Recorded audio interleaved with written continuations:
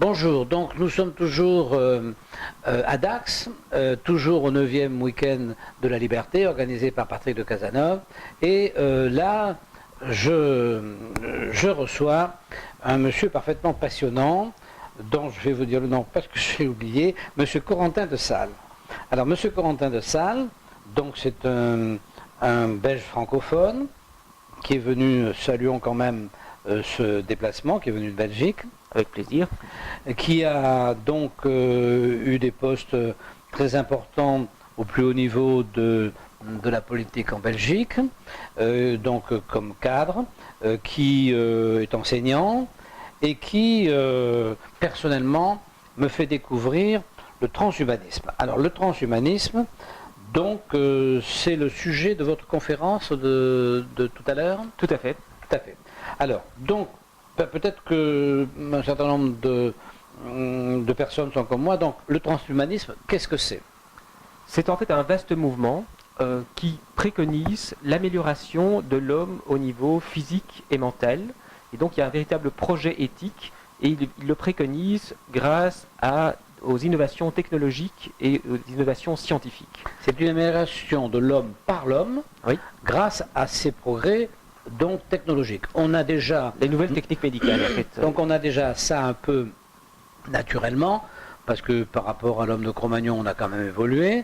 Si on regarde nos anciens compagnons primates, il y en a encore sur la planète, ils ne sont pas tout à fait comme nous, donc on a un petit peu évolué, mais on n'a jamais eu carrément le but affiché de dire nous allons nous occuper de nous améliorer. C'est ça. Voilà. C'est ça le principal but. D'une certaine façon, nous sommes des êtres culturels et donc depuis le début de l'humanité, l'humain a progressé et c'est vrai que avant même le transhumanisme, on constate que l'espérance de vie a quand même fondamentalement évolué. Donc je pense que depuis 1750, où l'espérance de vie moyenne était de 27 ans, on est passé maintenant à 80. Donc on a quand même triplé l'espérance de vie en quasiment 2 siècles.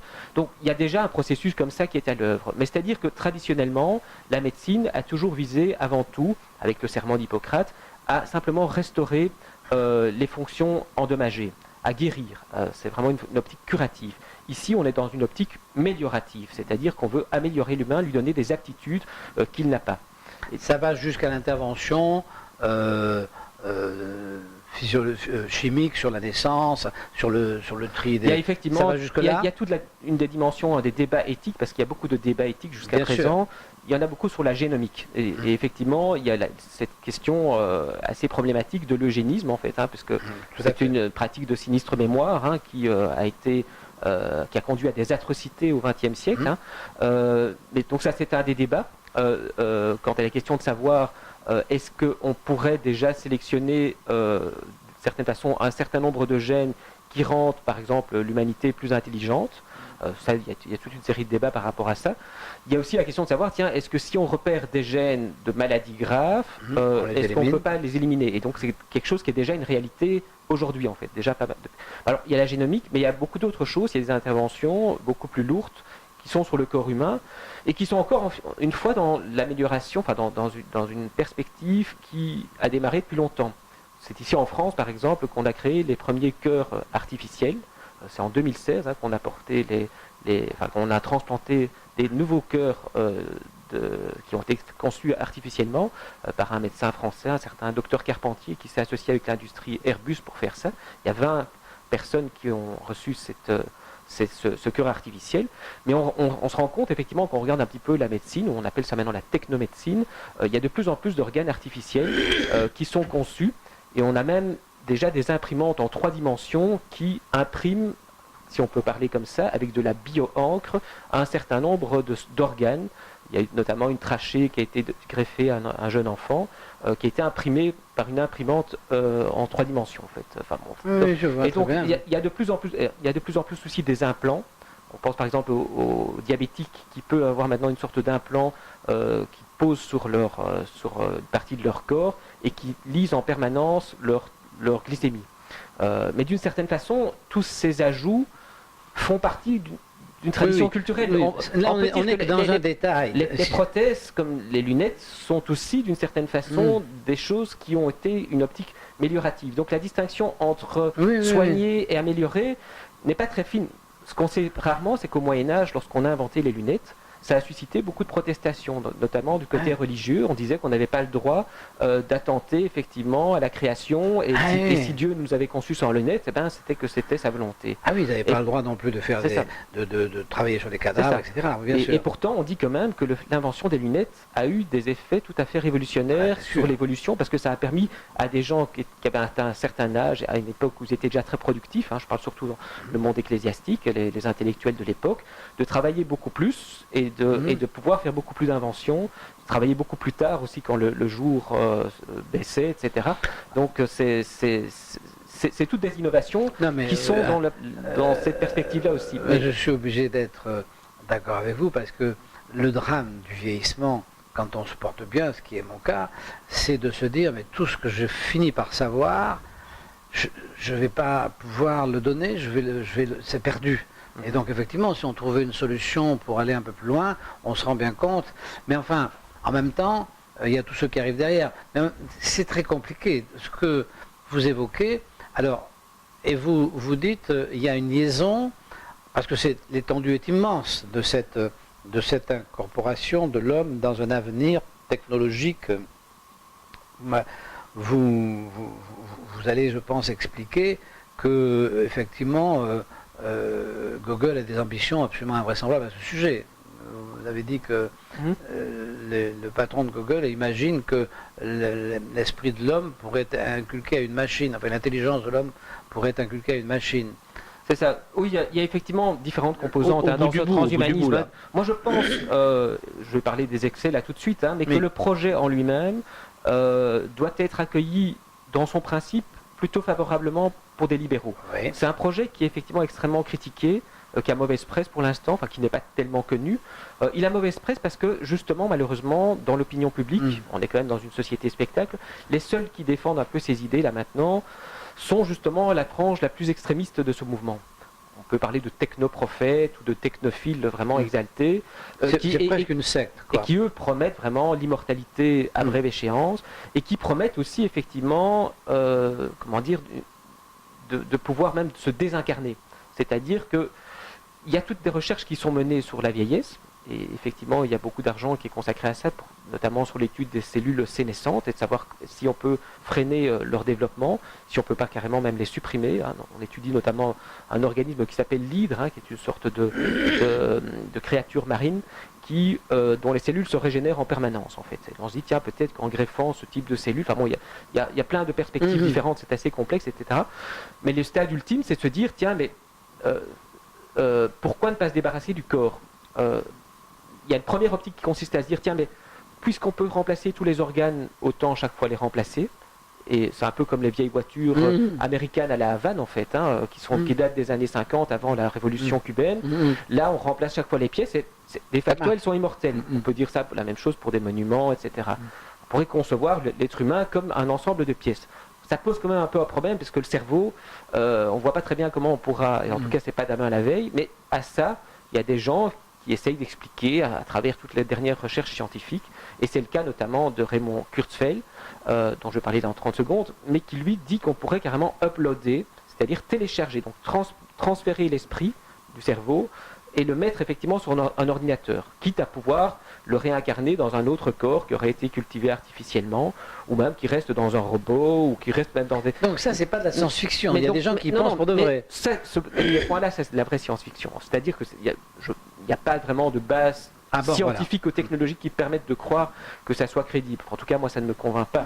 Mais disons que c'est pour vous montrer jusqu'où ce mouvement peut aller. Et ce Raymond Kurzweil, en fait, si c'était simplement un kidam, on pourrait se dire, bon, ben voilà, il y a toujours eu des fous, etc. Mais il se fait qu'effectivement, c'est quelqu'un qui a un profil assez intéressant. C'est un enfant prodige, je crois, qui a construit son premier ordinateur à l'âge de 9-10 ans, et c'est un ordinateur qui permettait justement de composer de la musique, etc. Et dans tout son parcours, il a fini par arriver à la tête non pas de Google, mais en tant qu'ingénieur en chef de chez Google. Et Google lui a confié la mission, effectivement, de créer la première grande intelligence artificielle à partir du réseau. Donc que le réseau Google deviendrait la première grande intelligence artificielle. Et il y a cette idée qui est développée par lui, mais par un certain nombre d'autres auteurs, qui consiste à se dire, tiens, mais on arrivera à un moment donné à un épisode dans l'histoire humaine sans précédent, qui serait une sorte de révolution qu'il appelle la singularité technologique. C'est un concept qu'il emprunte tant en mathématiques qu'en physique. Mais en gros, l'idée, c'est quoi? C'est qu'il arriverait cette période où nous serions au 4e ou au 5e stade, là maintenant, où l'homme fusionne avec la machine, en fait, quoi. Et puis après, dans le 6e cas, l'homme n'existerait même plus, ou disons que d'une certaine façon, la machine aurait été humanisée. Donc on peut dire que ça va des deux côtés, et que cette machine-là, elle pourrait partir à la conquête de l'univers et coloniser l'espace entier. Bon, là, on est clairement dans la science-fiction, mais pour vous dire, évidemment, jusqu'où ça va. Mais on est dans la science-fiction, mais en même temps, on sent bien que l'accélération, c'est ça qui est intéressant dans votre proposition, c'est qu'on sent bien que l'accélération technologique ne peut pas ne pas avoir une incidence sur l'être humain. Ça paraît évident. Et cette incidence, effectivement, vous dites, par rapport à cette incidence, il faut être libéral. Parce que le réflexe, c'est de dire non, on ne touche à rien. Enfin, la plupart des gens disent non, on ne touche à rien, pas le droit de travailler sur les cellules, pas le droit de ci, pas le droit de là, parce qu'on doit rester tel qu'on était à l'époque des Romains. Entre autres qu'on n'est pas du tout sans doute comme on était à l'époque des Romains, et qu'on a eu des difficultés à s'y projeter, mais on a donc évolué, mais on a évolué, je dirais, à notre insu, et vous dites, maintenant on va évoluer, on peut évoluer volontairement, et on ne doit pas s'y opposer, en quelque sorte, vous dites ça, sans pour autant poursuivre l'objectif dément, mais vous dites, le libéral n'a pas de raison de s'opposer à cette chose-là. Au projet, c'est vrai qu'on n'a pas il peut y avoir des raisons tout à fait respectables, des raisons religieuses, théologiques, etc. Et je pense qu'il faut tenir compte de tous les intervenants dans ce type de débat. Mais je crois qu'il y a au fond du libéralisme, et je dirais même au fond de l'humanisme, cette idée qu'effectivement l'homme doit progresser. C'est très difficile de définir l'humain, il y a beaucoup de philosophes, mais il y a beaucoup de philosophes qui viennent à dire que d'une certaine façon, la seule façon de définir l'humain, c'est qu'il ne peut pas être défini. C'est-à-dire qu'il n'a pas une naissance bien déterminée, c'est qu'il est en continuelle évolution. Il est toujours en rupture par rapport à la nature. Depuis qu'il a inventé le feu ou l'agriculture, il est toujours en rupture avec son milieu et son environnement. Il est en continuité aussi, mais il y a une espèce de dynamique, de synergie, de dialectique entre les deux qui fait que si cette dynamique s'arrêtait, on pourrait dire aussi que l'homme s'arrêterait d'être l'homme. Et donc il y a un passage qui est souvent cité dans cette littérature, c'est un passage de Pic de la Mirandole, qui est en fait à l'époque un jeune intellectuel de 24-25 ans, qui a publié ces 800 thèses qui, elles, ont été vraiment condamnées par l'Église. Et un des propos qu'il tient dans cet ouvrage, c'est l'idée que l'homme n'a pas reçu, enfin c'est un dialogue fictif où l'homme s'adresse à Dieu en disant, il dit à Adam, je ne t'ai pas donné une place bien particulière en fait, parce que je t'ai donné la possibilité de choisir toi-même qui tu vas être, et donc contrairement à toutes les créatures que j'ai mis dans des niches, etc., c'est à toi de te transformer. Donc il utilise vraiment ce terme-là pour savoir qui tu veux devenir. Et je pense qu'effectivement, on est en fait paradoxalement dans la continuité de l'héritage humaniste en étant transhumaniste. C'est pour ça que j'aime pas tellement ce mot.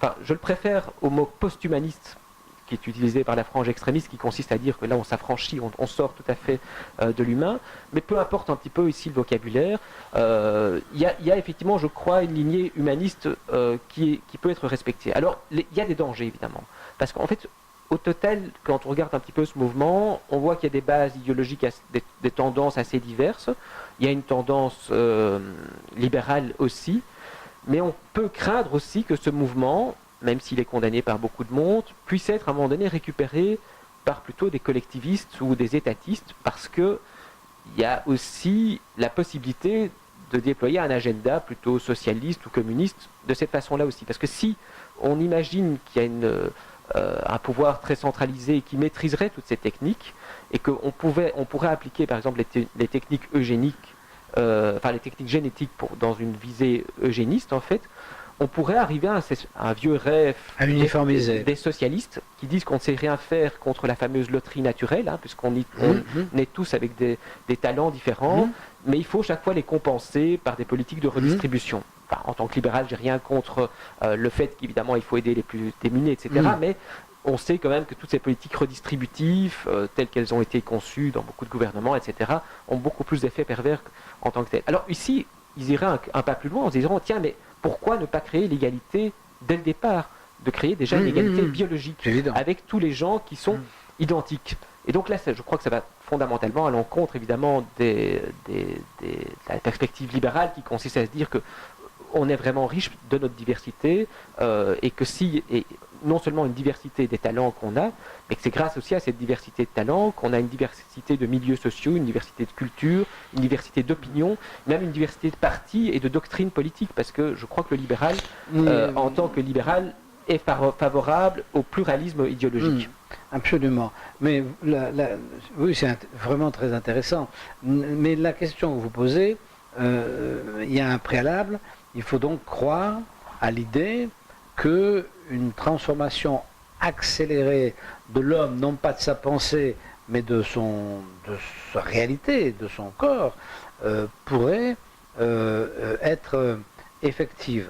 Alors ça, effectivement, c'est très difficile à conceptualiser. Parce qu'on a beau imaginer et entendre parler de ces choses, je dirais, elles sont dans la tête des gens moyens comme moi, elles sont c'est Jules Verne, même bon, parce que je dirais même que Jules Verne était peut-être encore plus, à l'époque, accessible. On a l'impression que et vous dites, vous avez l'air de dire, non, mais vous avez l'air de dire, on connaît, on sait qu'il y a des choses qui existent et qui ont déjà dépassé la pensée ordinaire de dire, non, l'homme, c'est l'homme, voilà. Mais il y a déjà des faits qui permettent de dire, non, cette transformation accélérée de l'homme par l'homme, dans les faits, elle existe déjà en partie. Vous dites ça. En fait, moi, je ne suis pas médecin ni ingénieur, mais en tant qu'amateur, j'ai lu quand même pas mal de livres et je me suis intéressé un petit peu à ces derniers progrès médicaux. J'ai même lu des gens qui étaient tout à fait opposés au transhumanisme, mais qui étaient quand même des gens qui s'y connaissaient assez bien dans cette technique médicale. Je viens de lire par exemple un ouvrage de Jacques Testard, qui est en fait un des savants français les plus éminents, puisque c'est lui qui est le père du bébé éprouvette. Et lui, il s'oppose effectivement tout à fait à ce mouvement, mais il fait la liste un petit peu de toutes les innovations, et c'est très bien documenté d'un point de vue vraiment clinicien, etc. Il dit où on est arrivé, et c'est vrai que c'est assez impressionnant de voir où on en est déjà. On a déjà des yeux. C'est ça qui fait que il y a déjà par exemple des yeux bioniques. Il y a déjà des implants cochléaires en fait, c'est-à-dire vous pouvez greffer des cellules dans l'oreille effectivement qui permettent de restituer en partie la surdité. Vous avez ces yeux bioniques, qu'est-ce qu'on appelle par là? C'est simplement qu'on filme en mettant une caméra sur l'œil qui peut retranscrire effectivement via un ordinateur qui est derrière votre tête et qui donne des influx nerveux qui vont sur le nerf optique. Et ça permet de restituer une partie de la vue. En fait, on voit c'est un peu plus des ombres et des mouvements et des formes, mais qui permettent par exemple à quelqu'un qui est aveugle de savoir qu'une porte est ouverte ou qui peut même lire quelques lettres de l'alphabet quand elles sont inscrites en très, très grand format. Donc ce n'est qu'un premier mouvement. Il y a aussi tout ce qu'on appelle maintenant la réalité virtuelle. Et de plus en plus, effectivement, on voit qu'il est possible de commander des objets rien que par la pensée. Donc, le fameux don de kinésie, c'est-à-dire que lorsque vous devient une forme de réalité scientifique, parce que lorsque vous mettez une sorte de casque avec des électrodes qui sont posées simplement sur votre crâne, aux zones ad hoc, vous pouvez éventuellement commander un bras, il faut un peu s'entraîner, mais un bras électronique. Et donc, et il y a eu d'ailleurs, il n'y a pas longtemps, en 2016 à Zurich, les premiers Jeux olympiques des cyborgs, en fait. C'est-à-dire que c'est tous des athlètes qui sont tous des personnes handicapées, qui sont les premiers d'ailleurs à bénéficier de toutes ces innovations. C'est ça qui d'ailleurs permet aux transhumanistes de justifier qu'on fasse des progrès là-dedans. C'est vrai que c'est parfois un peu dangereux et un peu inquiétant, mais qui commandaient chacun, il y avait donc 15 tétraplégiques, donc des gens qui ne savent ni bouger leurs bras ni leurs jambes, qui commandaient 15 avatars, qui faisaient des shows, des courses d'obstacles, donc sur un écran, et on les voyait que c'était par la force de leur pensée, ils arrivaient à faire bouger ces choses-là. Alors de là, il y a l'idée que peut-être on pourrait communiquer par la pensée. C'est le stade ultérieur. On voit que quelqu'un qui est assez controversé, dont on parle souvent là maintenant, c'est Elon Musk, en fait, il vient de dire qu'il veut créer une société avec ce qu'on appelle un lacet neuronal. C'est-à-dire qu'on vous greffe une sorte de lacet qui serait implanté dans votre cerveau, que vous pourriez vous connecter à l'ordinateur.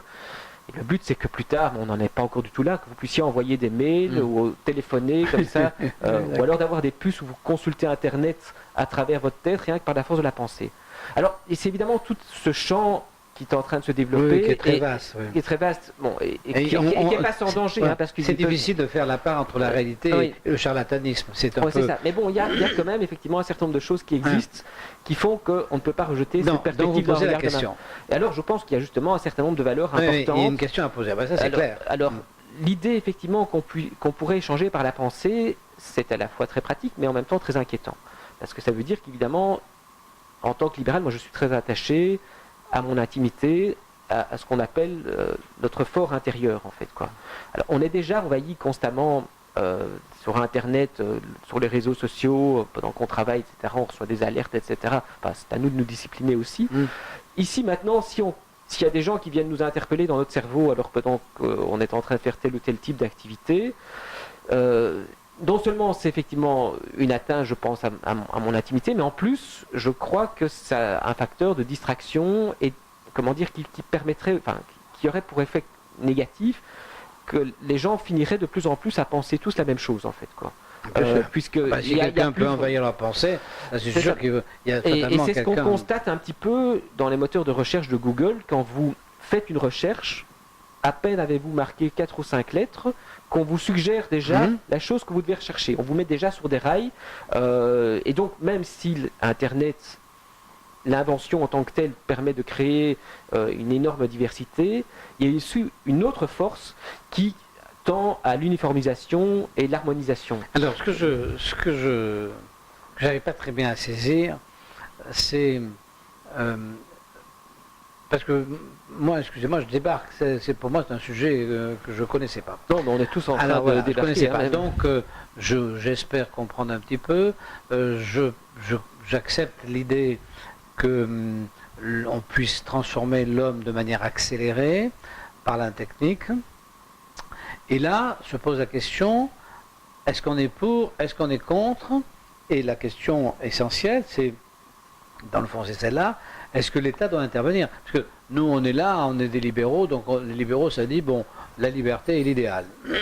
Non, cette liberté, si elle prend des chemins de ce type qui sont tellement violents dans la nouveauté, que le réflexe est de se dire, est-ce qu'on ne doit pas arrêter, on doit arrêter? Il n'y a qu'une seule personne qui peut arrêter les choses, c'est l'État, puisque c'est le seul qui dispose de la force. Donc on dit, est-ce que l'État doit s'immiscer dans cette activité et puis la réguler? Auquel cas, on aurait du mal à être des libéraux. Ou est-ce qu'on doit la laisser se développer et qu'elle s'équilibrera elle-même? Parce que c'est ça la vraie question d'un libéral. C'est où on intervient, on n'est plus libéral, ou on n'intervient pas et ça va se réguler soi-même. Alors, mais par rapport à ça, c'est difficile, parce que difficile de se dire, est-ce que ça va se réguler soi-même ou est-ce qu'il faut intervenir? Ça, c'est la vraie question. Et alors là, votre position, c'est quoi alors là? Il faut des règles. Et je crois que toute personne qui connaît un peu la tradition libérale voit qu'effectivement le libéralisme a toujours été structuré par des règles, en fait. Donc non, tout le monde n'est pas d'accord là. Excusez-moi de vous couper. Non, tout à l'heure, j'avais un monsieur de chez vous, donc... Ça dépend ce qu'on entend par là, parce que je crois que, enfin, je vois de qui vous parlez, on sera à mon avis d'accord sur un certain nombre de choses, notamment le fait que ce à quoi les libéraux sont plus réticents, c'est l'intervention dans la sphère économique. Mais je pense que les grands auteurs, que ce soit Adam Smith, que ce soit John Locke, que ce soit tous ceux qui se poursuivent, que ce soit Milton Friedman ou Hayek, etc., pensent qu'effectivement, il y a un certain nombre de règles et d'institutions qui se sont forgées au fil du temps parce qu'elles répliquaient des recettes qui fonctionnaient et qui étaient nées de la pratique. Et il y a notamment, effectivement, pour la vie économique, tout le droit des contrats, le droit des obligations, etc., qui sont des créations humaines qui se sont faites en allant de la base vers le sommet. Donc, ce à quoi les libéraux s'opposent, c'est généralement les normes qui sont créées par des experts ou par des étatistes ou des bureaucrates qui veulent imposer des choses qui n'existent pas en tant que telles. Mais bon, ça c'est tout un vaste débat sur le libéralisme, mais je crois qu'effectivement le libéralisme ne fonctionne que parce qu'il y a un certain nombre d'institutions qui lui permettent de fonctionner en tant que tel. Mais quoi qu'il en soit, ici je crois que dans ce domaine-ci aussi, il faut trouver les bonnes pratiques. Et il faut progressivement commencer à réfléchir à des principes régulateurs. Et je crois que la question est encore restée assez abstraite. On est encore dans le domaine des débats éthiques comme ceux dont on parlait un peu tout à l'heure, mais que ça va s'imposer tôt ou tard à l'agenda politique. C'est-à-dire que quand ces inventions deviendront vraiment commercialisables, elles vont susciter un très grand attrait. Et là, je crois que tous les partis politiques seront obligés de se reconfigurer et au-delà d'eux, les doctrines politiques qui défendent... Vous allez vous retrouver dans la situation épouvantable de faire le choix entre le bien et le mal. Et ça va être très compliqué, parce que qu'est-ce qui justifierait que ces évolutions existent, c'est que ce soit le bien. Qu'est-ce qui justifierait qu'elles n'existent plus, c'est que ce soit le mal. Donc il va falloir déterminer, et chaque fois que l'homme essaie de déterminer quel est le bien et quel est le mal, il a de grandes difficultés. C'est un des problèmes profonds de l'humanité. Non, je ne pense pas qu'il faille dramatiser parce que ça ne sera pas noir ou blanc. Je pense que quand il y a des innovations, il y a plein d'innovations. Il faudra bien trancher à un moment. Vous savez, le général qui est en train de faire sa conférence, on parlait avec lui et on disait, bah oui, le problème de l'homme, du militaire, c'est qu'un jour il dit on attaque. Et le jour où il dit on attaque, il sait qu'il va y avoir tant de morts. Il le sait, il sait. Donc, ben voilà, il dit, mais donc à un moment donné, il faut trancher. Donc, si vous voulez, à un moment donné, c'est toujours l'équilibre du bien et du mal. On va attaquer, oui, parce qu'on pense que c'est bien, mais non, si on pense que c'est mal. Donc, les problèmes éthiques que vous posez, et donc le libéral a tendance à dire, moi, je ne suis pas juge du bien et du mal. Je laisse faire, parce que de toute façon, naturellement, le bien prend le dessus sur le mal. En fait, c'est ça en clair, être libéral. Hein. Et dans ce domaine qui fait peur, oui, naturellement, ça vous fait peur, ça me fait peur, vous m'en parlez, j'ai peur. Hein. Et donc on a tendance à se dire, bon, attention, on va intervenir parce que sinon, il y aura du mal. Et c'est compliqué quand même comme démarche, ça. C'est pas une démarche complètement libérale, quand même, si vous trouvez. Moi, je pense que oui, il faut des règles, et ces règles ont un effet performatif. Quand je dis qu'il ne faut pas dramatiser, c'est parce que bon, il n'y a pas un bien absolu ou un mal absolu. Je crois qu'effectivement, il y a des choses qu'on peut utiliser un autre registre, hein, dire que c'est opportun, que c'est risqué, ou que c'est inopportun, ou que c'est plutôt positif, négatif. Je crois qu'on peut calibrer. C'est la raison pour laquelle je crois qu'il faut vraiment qu'on ait les réflexions en amont, parce que ces choses arrivent assez rapidement. C'est la raison pour laquelle moi j'ai décidé de m'y intéresser, parce que je me dis, il faut dans un premier temps avoir des principes régulateurs. Et sur base de ça, créer des débats démocratiques, etc. Et voir concrètement quand on est face à une invention, où là, effectivement, il faut prendre position pour ou contre, si on dit pour, si on dit oui ou si on dit non. Je parlais d'intimité tout à l'heure. Là, effectivement, on vient d'adopter une norme, une directive au niveau européen, le fameux GDPR, qui, effectivement, réglemente l'utilisation des données, des fameuses big data, dans le but, effectivement, de protéger la vie privée. C'est tout un ensemble de contraintes qui ont été mal perçues par un certain nombre d'entreprises, qui consistent à dire, tiens, mais il faut que les entreprises avertissent les personnes qu'on a récolté des données sur elles, que ces personnes aient le droit de les consulter, qu'elles aient même le droit de demander qu'on les efface. Alors évidemment, ça suscite beaucoup de grognements, etc. Mais globalement, je crois que c'est quand même nécessaire dans certains cas, surtout effectivement quand on voit toutes les techniques et tout ce qu'on peut tirer et connaître de la vie privée de quelqu'un, non seulement en récoltant ces données, mais en croisant ces bases de données elles-mêmes. C'est incroyable le nombre de choses que l'État peut maintenant connaître sur telle ou telle personne. Mais écoutez, oui, c'était vraiment passionnant votre affaire. Votre conférence va poser plein de questions, hein. Vous allez avoir des questions à la sortie. Oui, mais je pense que la sensibilisation me paraît indispensable, bien sûr. C'est un sujet qui est assez peu évoqué, sauf par la presse un scandale, mais il n'est pas évoqué de manière pragmatique.